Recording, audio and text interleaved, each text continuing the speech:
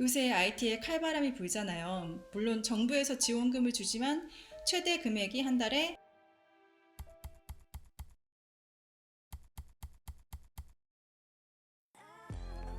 저는 캐나다에 사는 개발자이자 워킹맘이고요. 회사가 12월 마지막 주에 문을 닫아서 쉬었는데 그래서 엉망이 된 제 책상을 보고 계십니다.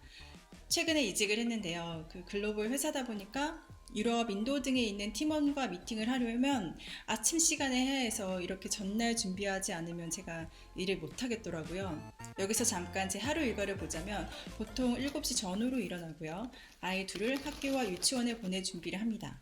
참고로 캐나다 공립학교는 급식이 없어요. 그 말은 제가 도시락을 싸야 합니다. 그러니까 아침 준비, 도시락 준비, 애들 보낼 준비를 하고 8시부터 일을 시작하죠.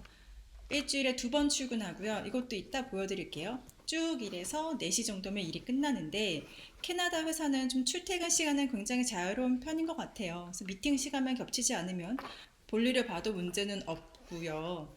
남편이 아이들이 하나씩 데리고 오면 저는 그동안 저녁 준비를 합니다. 첫째가 초등학생인데 주중에는 뭐 운동이나 악기를 배우느라고 제가 운전해서 학원에 보내는데요.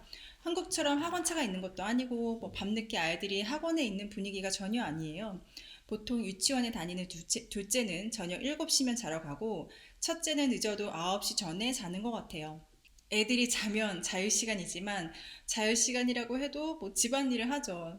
한 저녁 10시가 지나서 비로소 자유시간이라고 하지만 이게 제가 회사로 출근하면 왕복 시간만 3시간 정도 되는데 이 출근 시간 때문에 하지 못했던 일을 이 시간에 합니다. 그러다 보면 뭐 새벽 1시가 되어서 잘 수 있는 경우가 많아요. 다시 돌아가서 휴가 다녀오거나 혹은 주말에 쉬고 나면 출근 전날에 이메일도 확인하고 가방도 다시 보고 하는데요. 이렇게 해야 아침에 5분이라도 더 잘 수 있기 때문에 그렇습니다. 아침을 만들고 이렇게 회의를 들어가요. 화상 미팅을 하거든요. 그래서 카메라를 켜놓는데 그러다 보니까 제 얼굴을 보게 되잖아요. 그래서 저는 상대방 얘기하는 거를 좀 잘 들어보겠다고 집중해서 듣는데 표정이 너무 굳어 있는 거예요. 그래서 이렇게 포스트잇을 붙여놓았습니다. 뭐 어차피 일하는 거 즐겁게 뭐 감사한 마음으로 일하려고 해요. 이렇게 오전에 회의를 하고 났더니 시간이 훌쩍 지났는데요. 오전 10시지만 회사 가는 날이라서 이렇게 출근을 합니다. 회사가 토론토 다운타운에 있어서 전철을 타고 가는데 참고로 와이파이가 터지지 않는데요. 이렇게 말하면 많은 분들이 놀라실 텐데 저도 여전히 믿기지가 않아요. 한국에서 일할 생각이 없는지 이런 질문을 종종 받아요. 사실 한국에 가면 나이가 가장 걸리거든요. 캐나다는 일단 취업 오퍼를 받으면 나이는 문제되지 않아요. 그래서 채용 과정에서 나이를 묻는 것 자체가 불법이고요. 먼저 자기 나이 얘기를 꺼내지 않은 이상 직원들조차 서로 나이를 묻지 않습니다.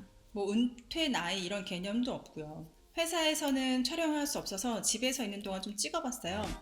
집에서 일하면서 점심시간을 최대한 아끼려고 그래서 전날 만들어 놓거나 혹은 시켜 먹기도 합니다.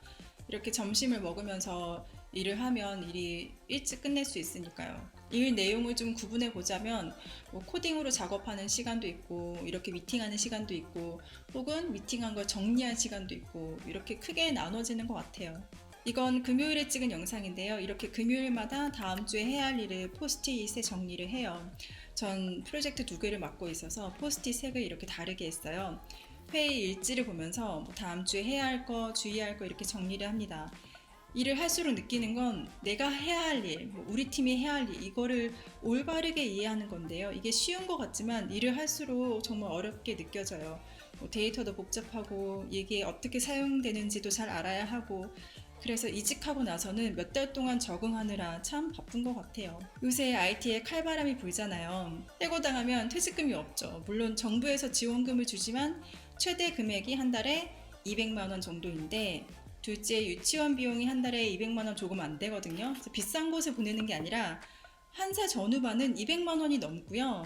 18개월 이후는 토들러반이라고 한 100만 원 후반 남짓해요. 이게 정부에서 유치원 비용을 50%뭐 절감하는 과정 중에 있지만 이 아이 유치원 비용과 비교를 하자면 이 지원금으로는 정말 최소한의 생활만 유지 가능한 거죠. 그래서 IT에 계시는 분들은 대부분 이런 말씀을 해요. 언제라도 이직 준비는 해야 하고, 왜냐면 이게 해고당할 수도 있고 혹은 또 좋은 기회가 올 수도 있기 때문에 늘 준비는 하고 있어야 된다. 이게 좀 중요하죠. 아무튼 이렇게 정리를 하면서 한 주를 마무리합니다. 또 이런 영상을 찍을지는 모르겠지만 다음에 뵐게요. 감사합니다.